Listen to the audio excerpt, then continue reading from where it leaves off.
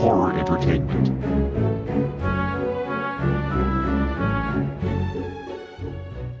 El dios de los muertos.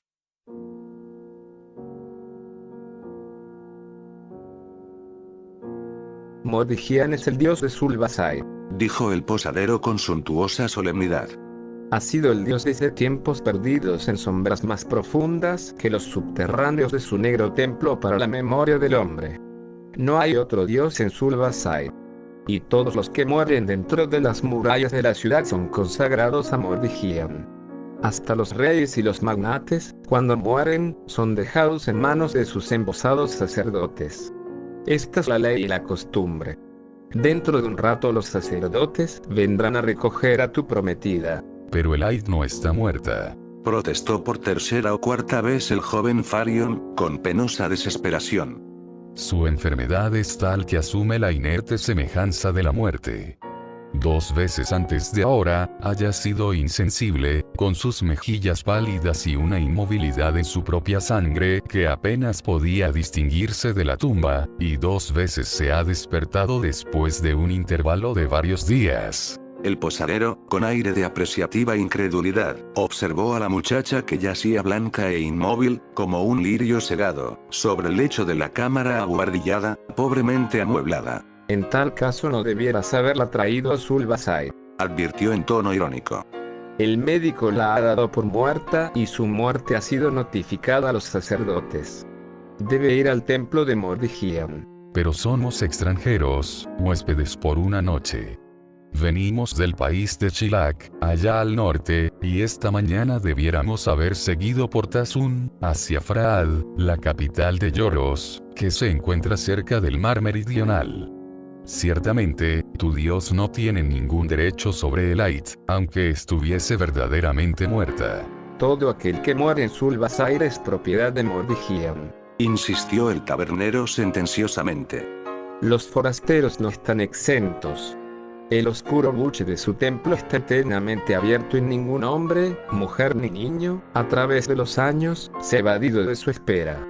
Toda carne mortal debe convertirse, a su debido tiempo, en alimento del dios. Farion se estremeció ante la untuosa y portentosa declaración. He oído cosas vagas sobre Mordigian, una leyenda relatada por los viajeros en Chilak, admitió.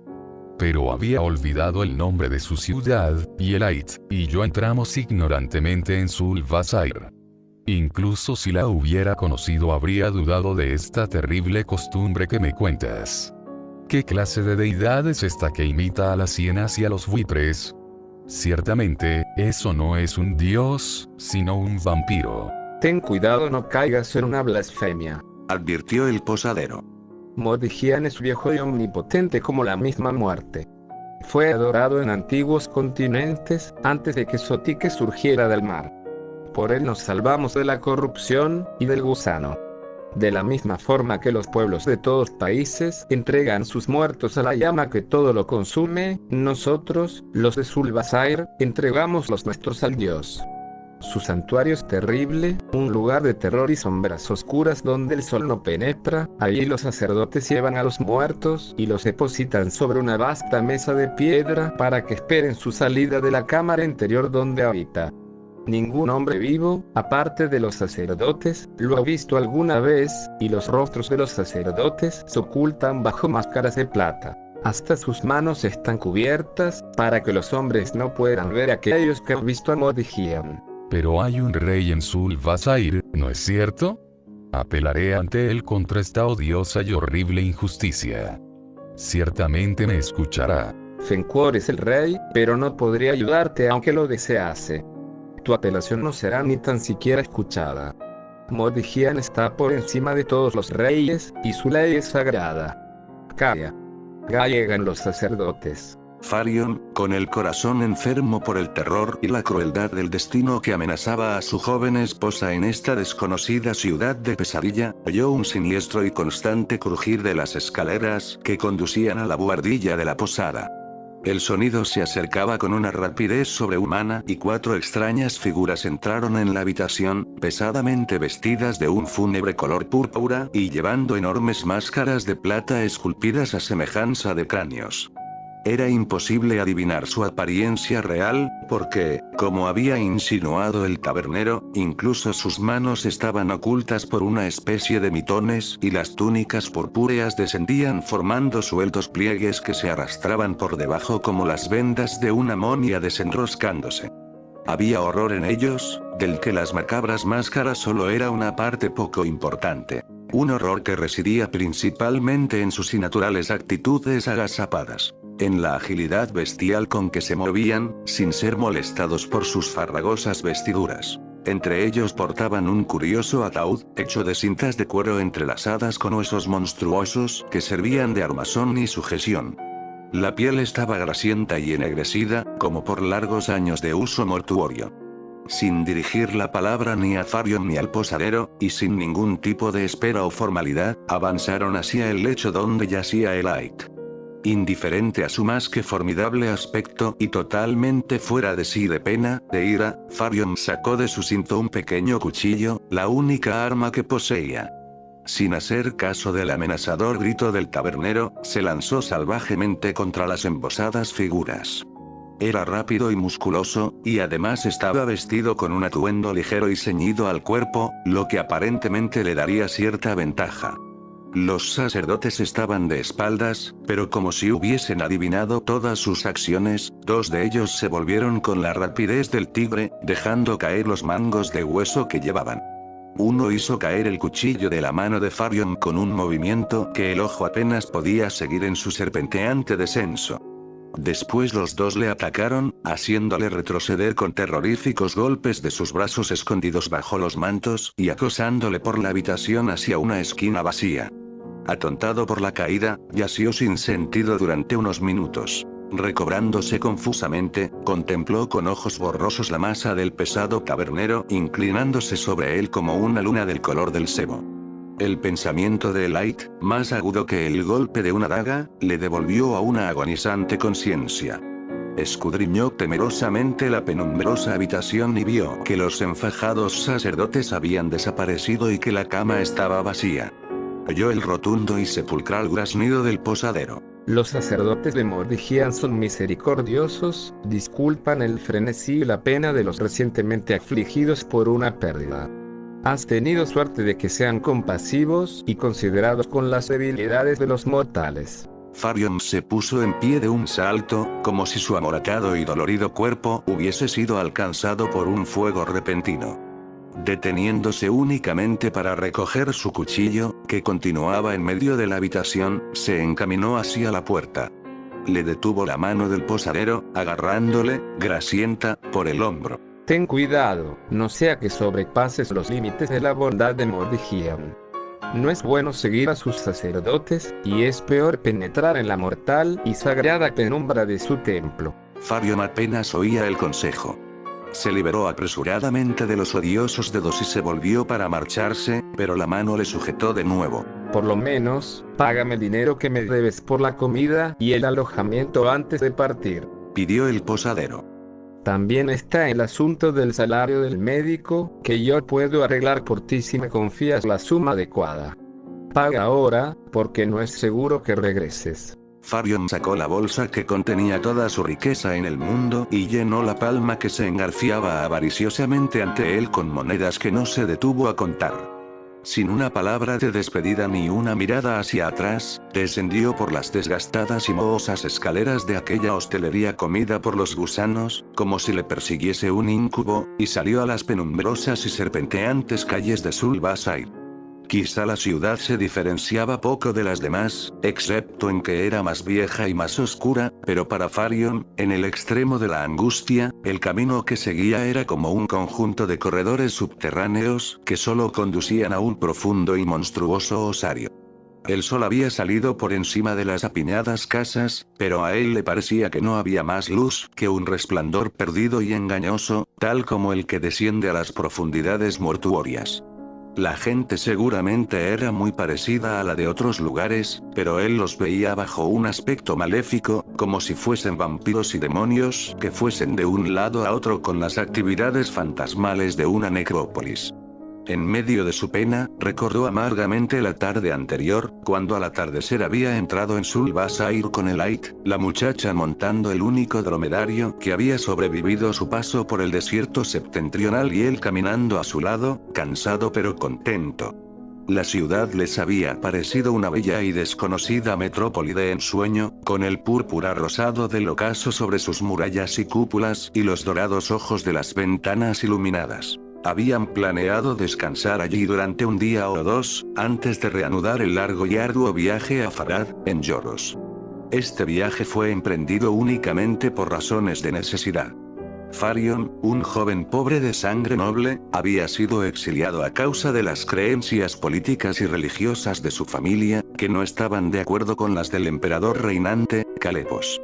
Acompañado por su recién tomada esposa, Farion salió en dirección a Yoros, donde algunas ramas amigas de la casa a la que pertenecía ya se habían establecido y le darían una acogida fraternal. Viajaron con una gran caravana de mercaderes, dirigiéndose directamente al sur de Tasun.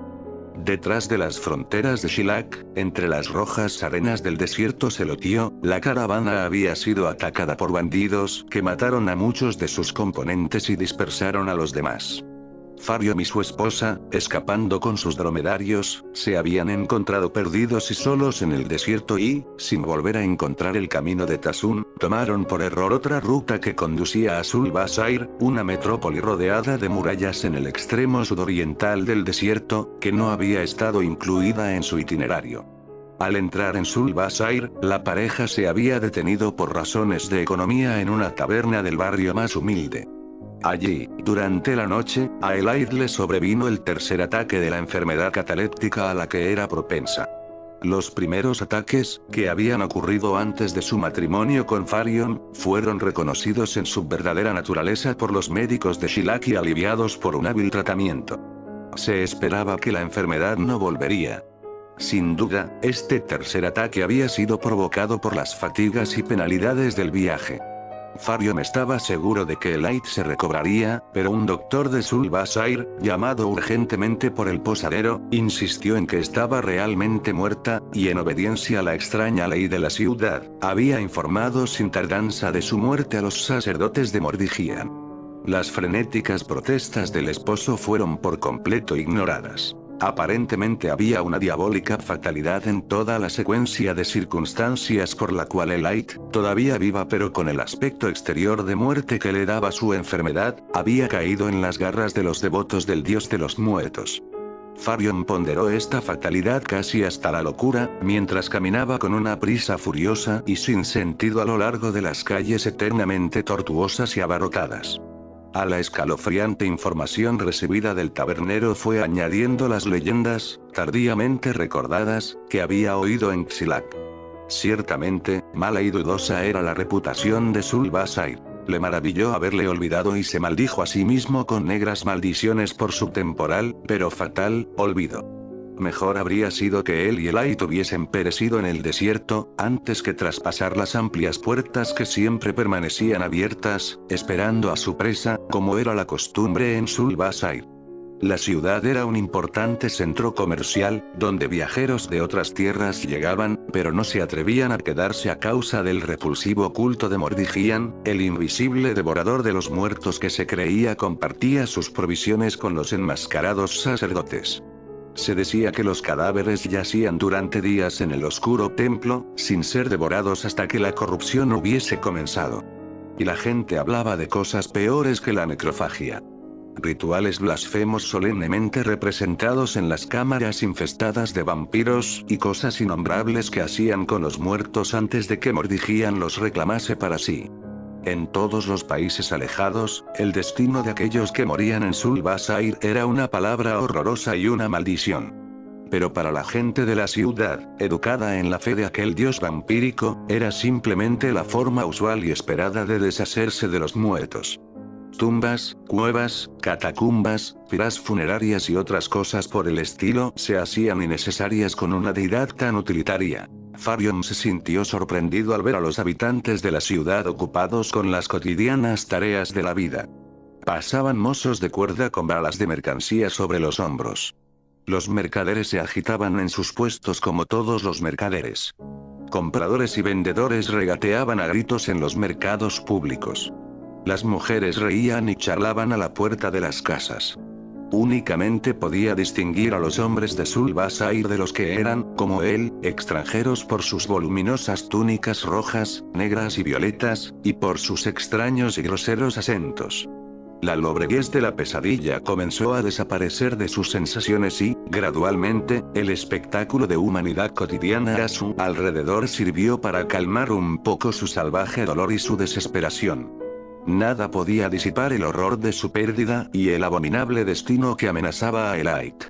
Pero ahora, con una fría lógica nacida de la cruel exigencia, comenzó a considerar el, en apariencia, imposible problema de rescatarla del templo del dios vampiro. Compuso un poco su expresión y refrenó su paso febril hasta convertirlo en ocioso vagabundeo, de forma que nadie pudiera adivinar las preocupaciones que le devoraban. Fingiendo estar interesado en las mercancías de un vendedor de adornos masculinos, inició una conversación el comerciante relativa a Sul-Basair y sus costumbres, haciendo el tipo de preguntas que serían lógicas en un viajero de tierras lejanas. El tratante era charlatán y Farion pronto se enteró de la situación del templo de Mordigian, que se alzaba en el centro de la ciudad. También se enteró de que el templo estaba abierto a todas horas y que la gente era libre de entrar y salir en su recinto. Sin embargo, no había más rituales de adoración que ciertas ceremonias privadas que eran celebradas por los sacerdotes. Pocos se atrevían a entrar en el templo, debido a una superstición de que cualquier persona viva que hollase su penumbra volvería pronto como alimento para el dios. Mordigian, aparentemente, era una deidad benigna a los ojos de los habitantes de Sul-Basair. Resultaba bastante curioso que no se le atribuyese ningún atributo personal determinado. Era, por así decirlo, una fuerza impersonal parecida a los elementos. Una energía que consumía y purificaba, como el fuego. Sus acólitos eran igualmente misteriosos, vivían en el templo y solo emergían de él para ejecutar sus deberes fúnebres. Nadie conocía en qué forma eran reclutados, pero muchos creían que había tanto hombres como mujeres, renovando así su número de generación en generación, sin ningún contacto con el exterior. Otros creían que no eran seres humanos en absoluto, sino una especie de entidades terrestres subterráneas que vivían eternamente, y que, como el propio Dios, se alimentaban de los cadáveres. En los últimos años, y a partir de esta creencia, había surgido una herejía de poca importancia, pues algunos sostenían que Mordigian era una mera invención hierática y que los sacerdotes eran los únicos que se comían a los muertos.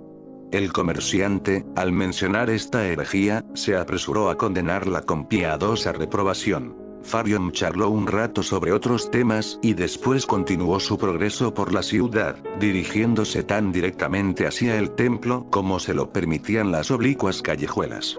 No había formado un plan conscientemente, pero deseaba reconocer las proximidades. El único detalle esperanzador de todo cuanto le había dicho el tratante era que el santuario se encontraba abierto y resultaba accesible a todos los que se atrevían a entrar.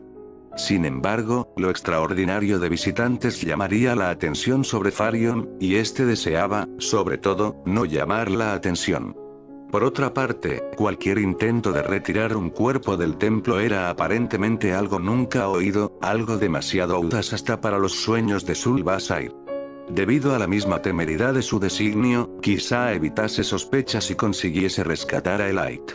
Las calles que recorría comenzaron a inclinarse y estrecharse, eran más oscuras y tortuosas que las que atravesara antes.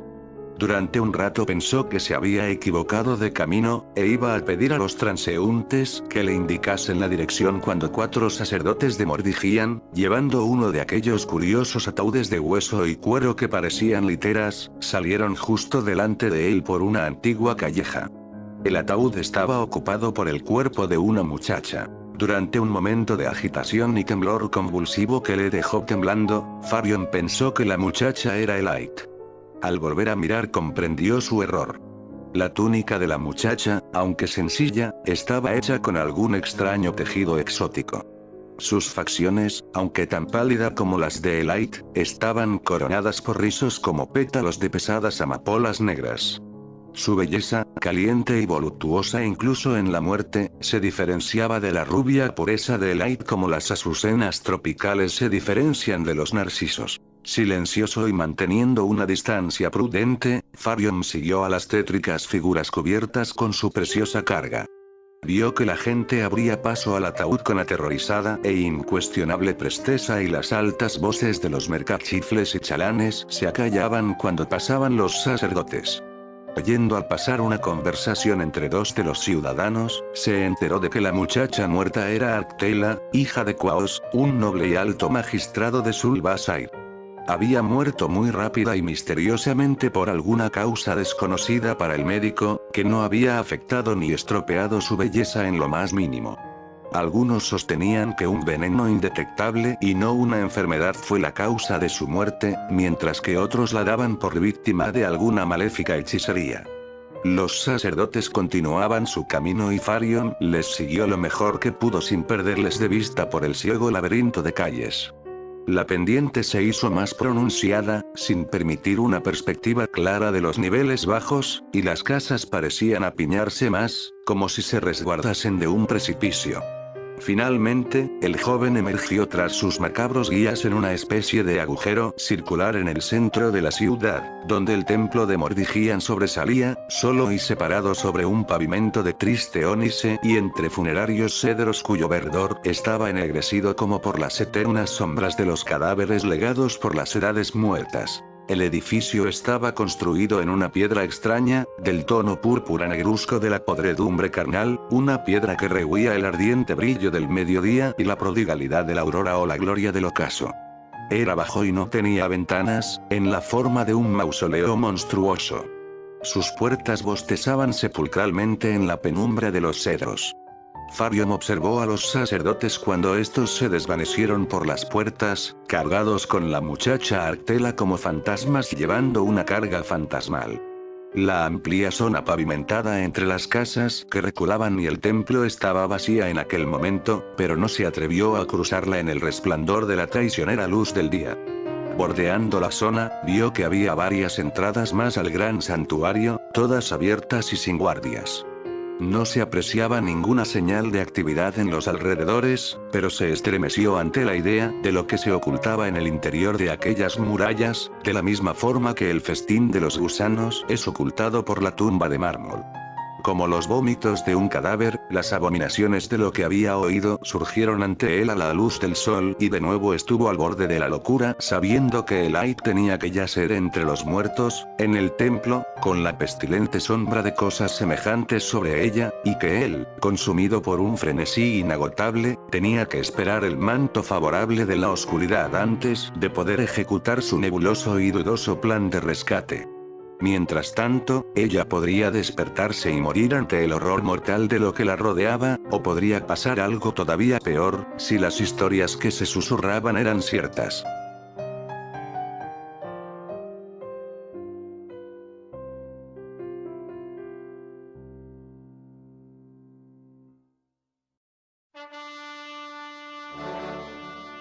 Abnon Ta, hechicero y nigromante, se felicitaba a sí mismo por el trato que había hecho con los sacerdotes de Mordigian. Le parecía, y quizá con justicia, que nadie menos inteligente que él podría haber concebido y ejecutado los diversos procedimientos que habían hecho este trato posible, por el que Arctela, hija del orgulloso Quaos, se convertiría en su indudable esclava. Ningún otro amante, se dijo a sí mismo, podría haber sido lo bastante resuelto como para obtener a la mujer deseada de esta forma. Arctela, prometida de Alos, un joven noble de la ciudad, estaba aparentemente más allá de las aspiraciones de un hechicero. Sin embargo, Abnon Ta no era un mago vulgar, sino un adepto grandemente versado en los más terribles y profundos secretos de las negras artes. Conocía los conjuros que matan a distancia con más rapidez y seguridad que el cuchillo o el veneno, y conocía también los conjuros más poderosos por los que los muertos pueden ser reanimados, incluso después de siglos de podredumbre. Había asesinado a Arctela de forma que nadie podría detectar, con una invocación extraña y sutil que no había dejado marca, y su cuerpo se encontraba ahora entre los muertos, en el templo de Mordigian. Esta noche, con el permiso tácito de los sacerdotes, la volvería de nuevo a la vida. Ablonta no había nacido en Sulbasair, sino que vino muchos años antes de la infame y semimítica isla de Sotar, que se encontraba en algún punto al este del gigantesco continente de Sotique. Como un astuto y joven buitre, se estableció a la propia sombra del santuario de los muertos y había prosperado mucho, tomando alumnos y asistentes. Sus tratos con los sacerdotes eran largos y extensos, y el trato que acababa de hacer estaba lejos de ser el primero de su clase. Le habían permitido el uso temporal de los cuerpos reclamados por Mordigian, estipulando únicamente que aquellos cuerpos no serían sacados del templo durante el curso de ninguno de sus experimentos en nigromancia. Puesto que el privilegio era ligeramente irregular desde su punto de vista, había hallado necesario sobornarlos, no con oro, sin embargo, sino con la promesa de un generoso suministro de algo más siniestro y corruptible que el oro. El pacto había sido bastante satisfactorio para todos los implicados. Desde la llegada del hechicero, los cadáveres entraban en el templo en más abundancia de lo normal, al dios no le habían faltado provisiones, y a Ablonta nunca le faltaron sujetos sobre los que emplear sus siniestros conjuros. En general, Ablonta no estaba descontento de sí mismo. Reflexionó además que, aparte de su maestría en la magia y su ingenuidad llena de artificios, estaba a punto de manifestar un coraje inigualado.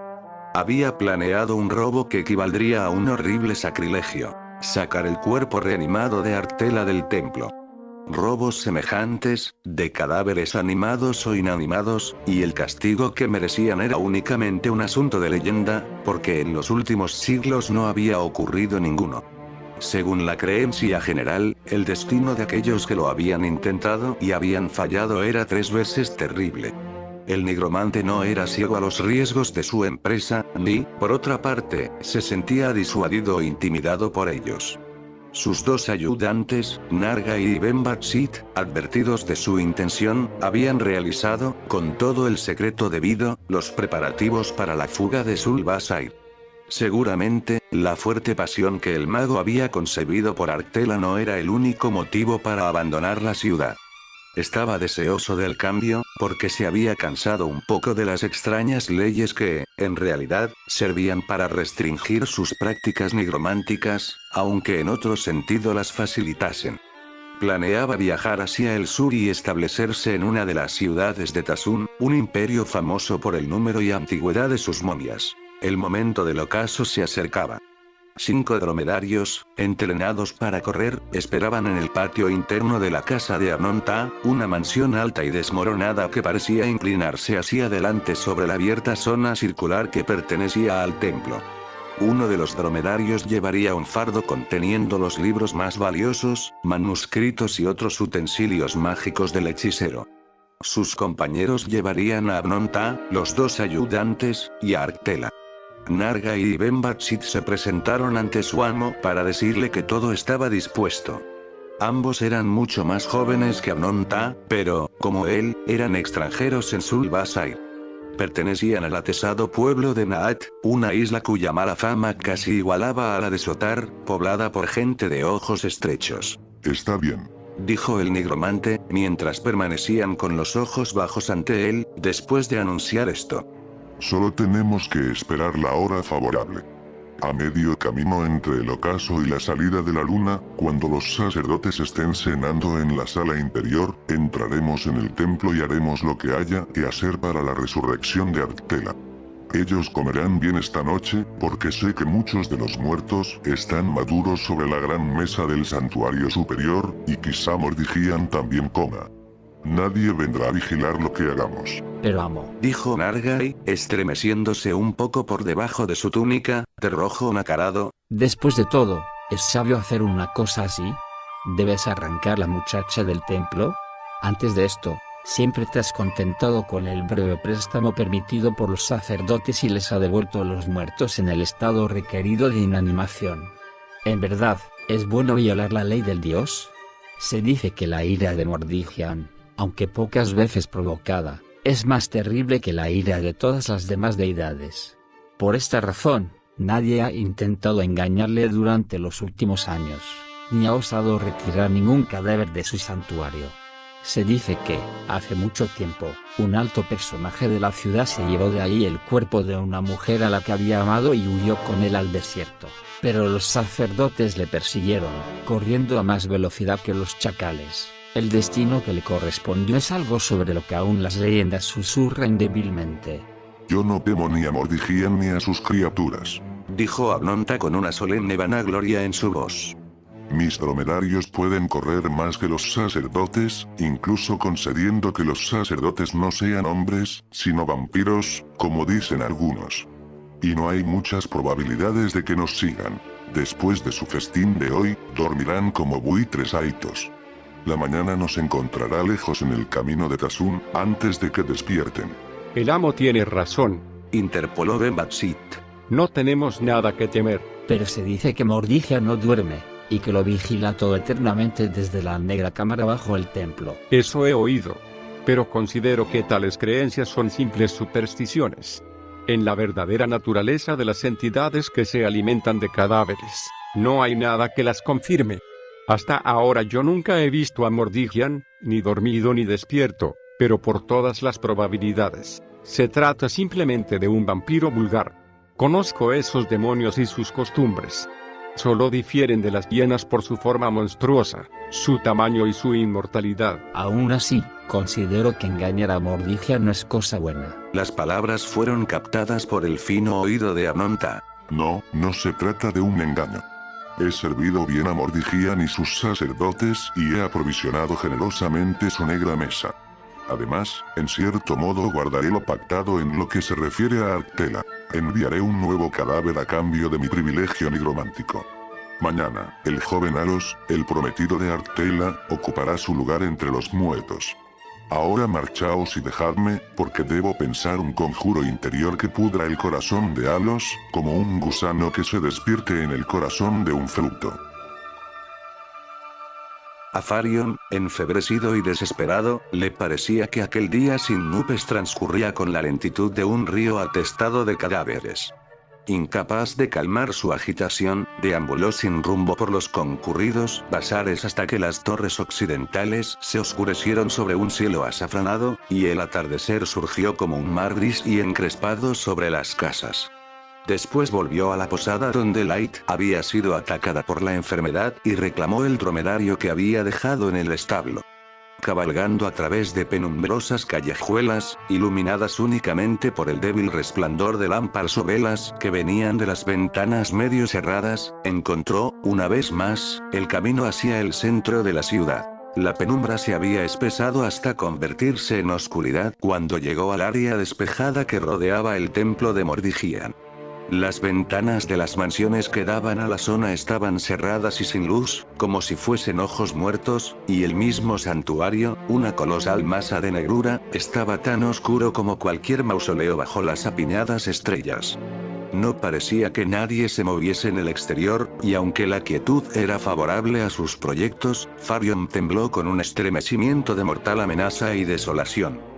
Los cascos de su camello sonaban sobre el pavimento con un sonido inquietante y sobrenatural y pensó que los oídos de los ocultos vampiros, escuchando alertas detrás del silencio, tendrían que oírlos.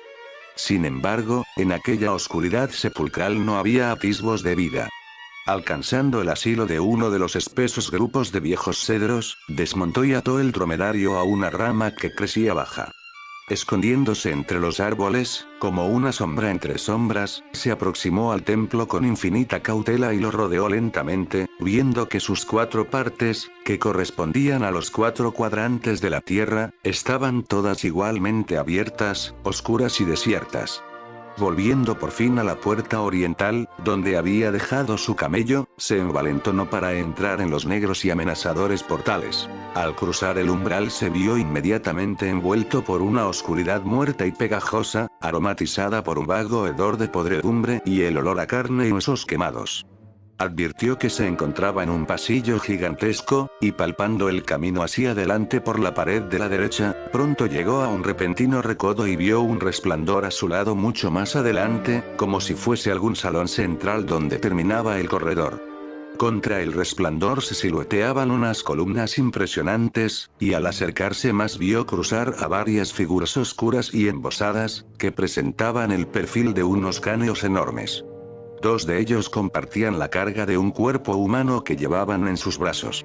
A Farion, que se había detenido en el sombrío salón, le pareció que el vago olor de putrescencia que flotaba en el aire se hacía más fuerte durante unos cuantos minutos después de que las figuras desaparecieron.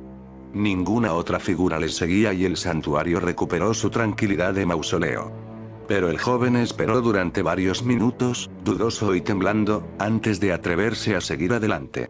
Una opresión de misterio sepulcral espesaba el aire y le ahogaba como los terribles efluvios de las catacumbas. Sus oídos se volvieron intolerablemente agudos y oyó un confuso zumbido, un sonido de voces profundas y viscosas indistinguiblemente mezcladas que parecían salir de la cripta bajo el templo. Escurriéndose al fin hasta el extremo del salón, escudriñó lo que obviamente era el santuario mayor. Una sala baja y con muchos pilares, cuya amplitud era revelada a medias por los fuegos azulados que brillaban y parpadeaban en numerosos vasos en forma de urnas sostenidos en solitario sobre esbeltas estelas. Farion vaciló ante aquel lúgubre umbral porque los olores mezclados de la carne quemada y podrida eran más pesados en el aire, como si estuviera más cerca de sus fuentes, y el espeso zumbido parecía ascender de una oscura escalera en el suelo, al lado de la pared izquierda. Pero la habitación, según todas las apariencias, estaba desprovista de vida y no se movía nada, excepto las ondulantes luces y sombras. En el centro percibió la silueta de una amplia mesa, esculpida en la misma piedra negra que el edificio. Sobre la mesa, medio iluminadas por la luz de las urnas o escudadas en la sombra de las pesadas columnas, yacían lado a lado unas cuantas personas, y Farion supo que había encontrado el altar negro de Mordigian, donde estaban dispuestos los cadáveres reclamados por el dios. En su pecho, un salvaje y asfixiante temor luchaba con la esperanza más fuerte. Se acercó a la mesa temblando y le invadió una frialdad pegajosa, producida por la presencia de los muertos. La mesa tenía casi 30 pies de largo y se alzaba a la altura de la cintura, sostenida por una docena de sólidas patas. Comenzando por el extremo más cercano, recorrió la fila de cadáveres, escudriñando temerosamente los rostros vueltos hacia arriba. Estaban representados ambos sexos y muchas edades y rangos diferentes. Nobles y ricos mercaderes se apiñaban junto a los mendigos de sucios harapos. Algunos estaban recién muertos y otros, parecía, llevaban días allí, comenzando a mostrar señales de descomposición. En la ordenada fila se veían muchos huecos, lo que sugería que algunos cadáveres habían sido retirados de allí. Farion continuó en la débil luz, buscando los amados rasgos de Elite. Al fin, cuando se acercaba al extremo más lejano y había comenzado a temer que ella no estuviera entre ellos, la encontró. Yacía como antes sobre la fría piedra, con la palidez y tranquilidad de su extraña enfermedad. Un gran alivio invadió el corazón de Farion, porque se sintió seguro de que ella no estaba muerta y de que en ningún momento había despertado a los horrores del templo. Si pudiese llevarla lejos de los odiosos alrededores de Sul-Basair sin que nadie le detuviera, se recobraría de esa enfermedad tan parecida a la muerte. Despreocupadamente, advirtió que otra mujer yacía al lado de Elite y la reconoció como la hermosa Arctela, a cuyos portadores había seguido casi hasta la entrada del templo. No le dirigió una segunda mirada, sino que se inclinó para elevar a Elite en sus brazos. En aquel momento oyó un murmullo de voces bajas en la dirección de la puerta por la que había entrado al santuario. Pensando que quizá alguno de los sacerdotes habría vuelto, se puso a gatas rápidamente y reptó bajo la enorme mesa que resultaba ser el único escondite accesible. Retirándose a las sombras, fuera del resplandor de las majestuosas urnas, esperó y miró entre las patas de la mesa, tan gruesas como los pilares. Las voces se hicieron más altas y vio las curiosas sandalias y las cortas túnicas de 3 personas que se acercaron a la mesa de los muertos y se detuvieron en el mismo lugar donde él había estado unos cuantos minutos antes. No podía adivinar quiénes serían, pero sus vestiduras de rojo claro y oscuro no eran los atavíos de los sacerdotes de Mordigian. No estaba seguro si le habían visto o no, y acurrucándose en el espejo bajo la mesa sacó su daga de la vaina. Entonces pudo distinguir 3 voces, una solemne y untuosamente imperativa, otra algo gutural y gruñona, y la tercera estridente y nasal. El acento era extranjero, distinto del de la gente de Sul-Basair, y las palabras a menudo extrañas para Farion. Además, parte de la conversación le era inaudible. Aquí, en el extremo. Decía la voz solemne. Rápido. No tenemos tiempo que perder. Sí, amo. Pero, ¿quién es ella? Ciertamente es muy hermosa. Se desarrolló lo que parecía una discusión, en tonos discretamente bajos.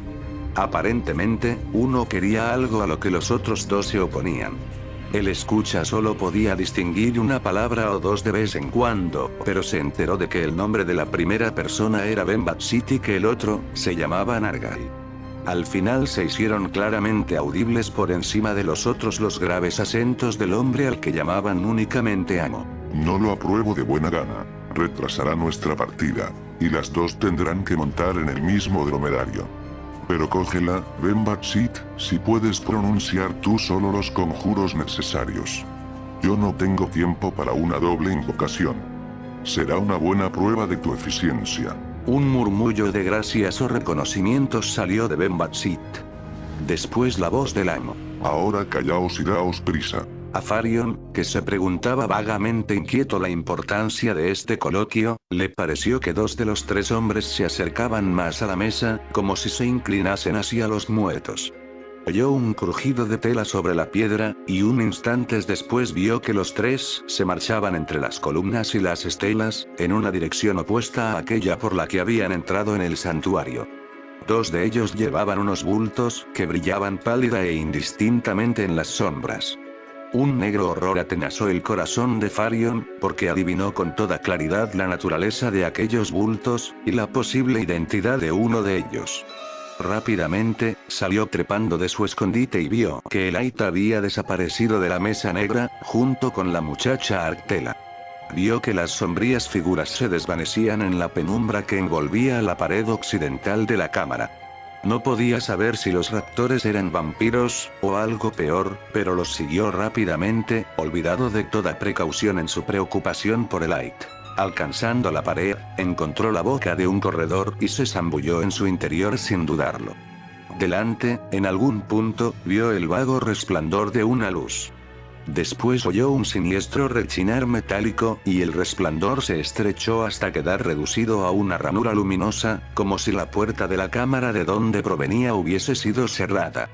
Siguiendo la pared a ciegas, llegó a aquella ranura de luz escarlata. Una puerta de bronce cubierta de manchas oscuras había sido dejada entornada y Farion contempló un escenario extraño y nefando, iluminado por las llamas sangrientas que cambiaban constantemente de altura y nacían de unas altas urnas sostenidas por pedestales oscuros. La habitación estaba llena de una lujuria sensual que armonizaba extrañamente con la oscura y fúnebre piedra de aquel templo de muerte. Había lechos y alfombras de materiales soberbios. Vermellones, dorados, azules plateados y ricos incensarios de metales desconocidos en las esquinas. En un lado, una mesa baja estaba cubierta de curiosas botellas y extraños utensilios, tales como los que son utilizados en medicina o magia. Sobre uno de los lechos yacía el Ait, y cerca, en otro, había sido depositado el cuerpo de la muchacha Arctela. Los raptores, cuyos rostros contempló Farion en aquel momento por primera vez, estaban muy ocupados con extraños preparativos que le dejaron sumamente perplejo. Su impulso de invadir la habitación fue reprimido por una especie de maravilla que le mantuvo extasiado e inmóvil. Uno de los 3, un hombre alto y de edad madura, a quien identificó como el amo, había reunido varios extraños recipientes, incluyendo un pequeño brasero y un incensario, y disponiéndolos en el suelo ante Arctela. El segundo, un hombre más joven, de ojos lujuriosos, había dispuesto unos instrumentos similares delante de Elite. El tercero, que era también joven y de aspecto siniestro, solo los contemplaba con aire inquieto y aprensivo.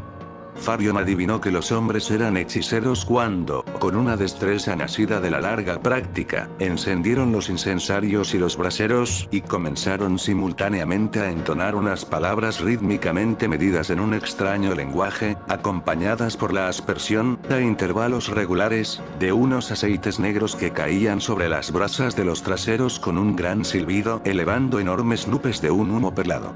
Oscuros hilos gaseosos serpenteaban de los incensarios, entrelazándose como venas a través de las vagas y malformadas figuras, semejantes a gigantes fantasmales, formadas por los humos más ligeros.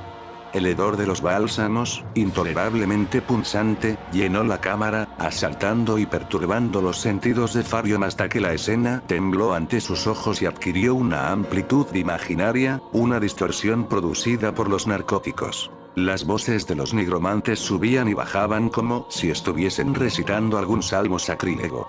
Imperiosos y exigentes, parecían implorar la consumación de una blasfemia prohibida. Como fantasmas en procesión, retorciéndose y arremolinándose con una vida maligna, los vapores se elevaron sobre los lechos donde yacían la muchacha muerta y la que mostraba la apariencia exterior de la muerte. Entonces, mientras los vapores, bullendo siniestramente, se apartaban, Farion vio que la pálida figura de Elite se había agitado como un durmiente que despertase, que había abierto los ojos y estaba elevando una débil mano del suntuoso lecho. El nigromante más joven dejó de cantar interrumpiendo abruptamente una cadencia, pero los solemnes tonos del otro continuaron y un hechizo en las piernas y sentidos de Farion le impidieron moverse. Lentamente, los gases se adelgazaron como en una desbandada de fantasmas.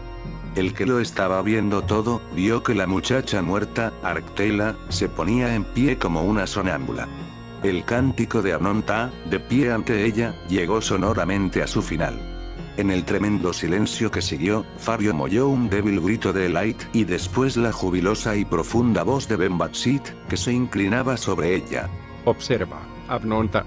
Mis conjuros son más veloces que los tuyos, porque la que yo he elegido se despierta antes que Arctela. Farion salió de su parálisis, como si hubiese desaparecido un fatal encantamiento. Empujó la poderosa puerta de oscurecido bronce, que rechinó sobre sus goznes con sonidos de protesta. Con la daga en la mano, se precipitó en la habitación.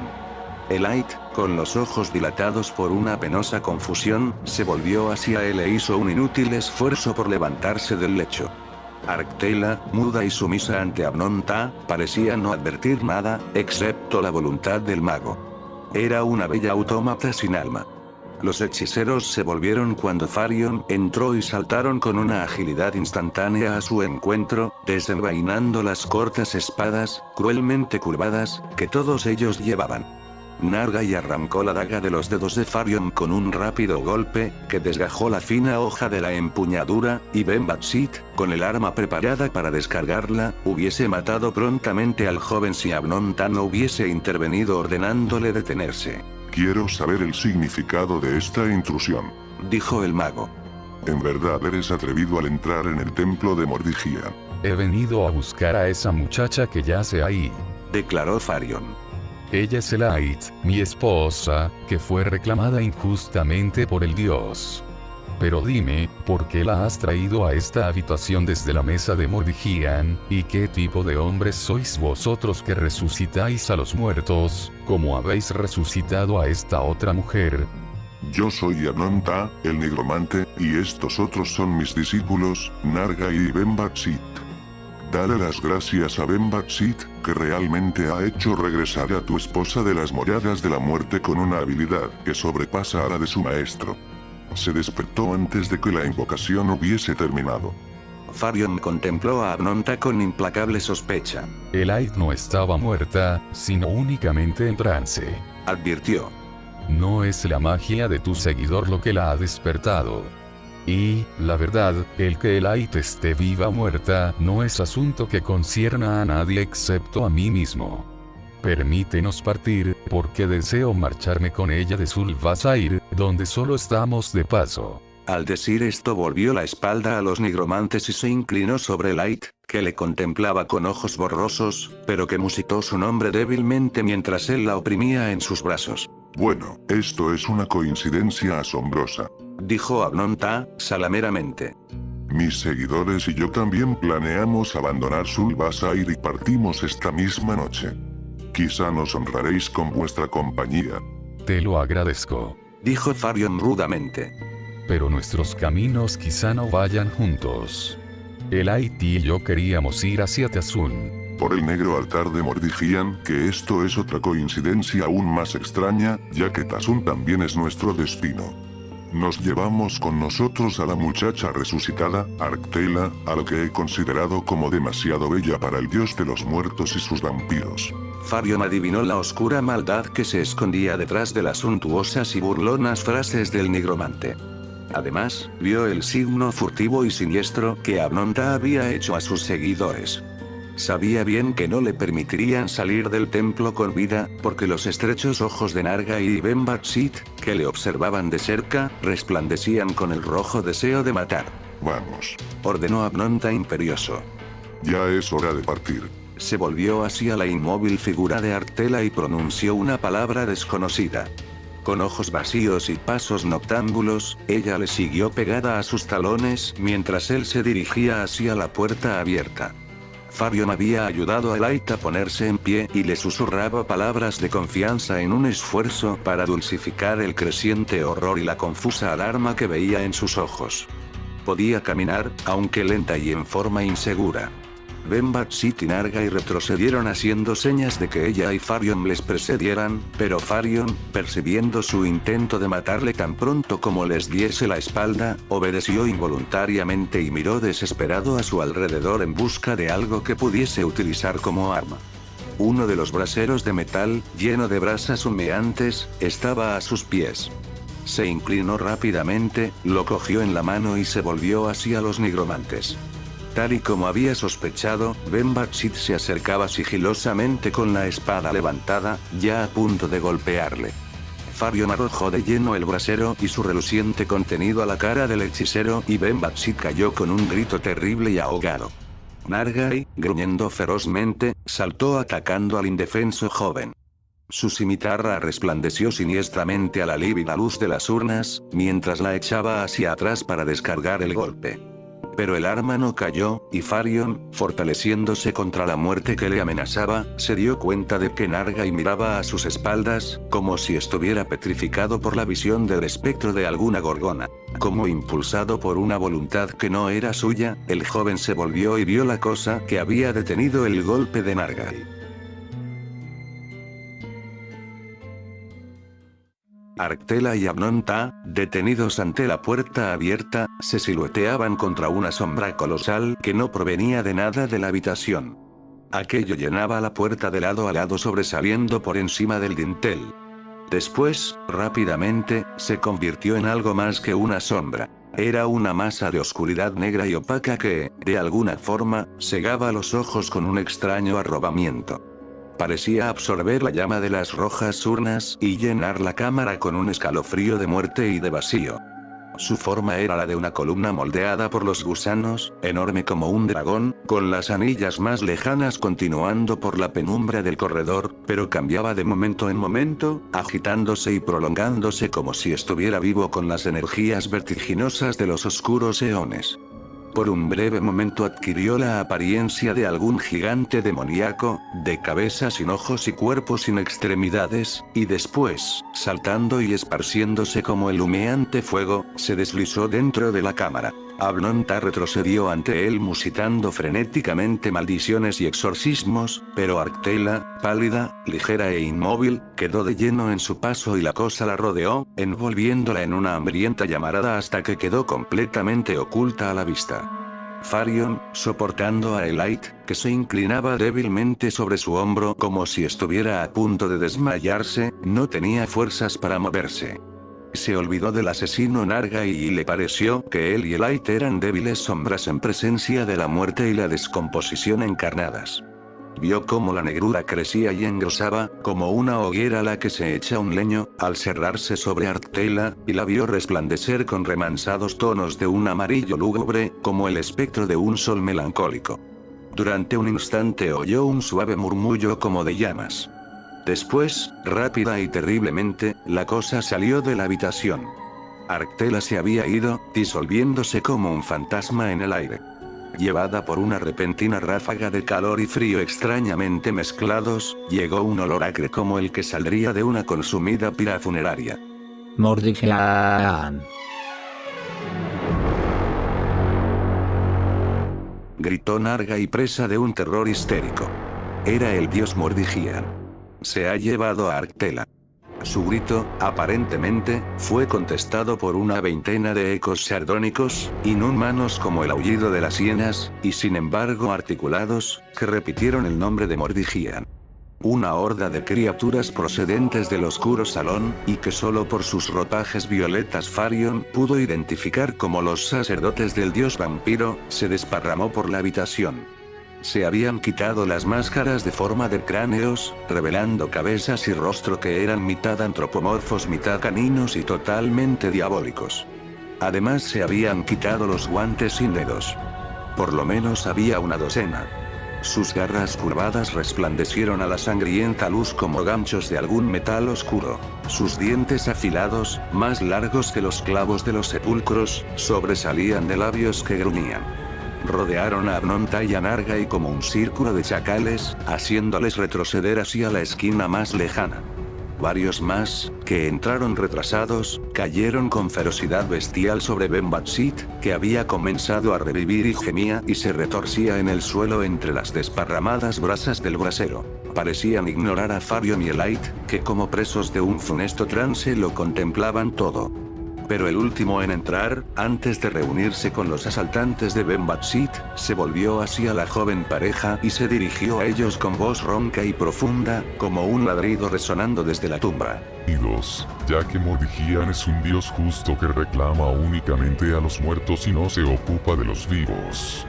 Y nosotros, los sacerdotes de Mordigian, tratamos a nuestro estilo con los que violan su ley, retirando a los muertos del templo. Farion, con Elite todavía apoyándose en su hombro, salió del oscuro salón, escuchando un terrible clamor en el que los alaridos humanos se mezclaban con los gruñidos de chacales y la risa de las hienas.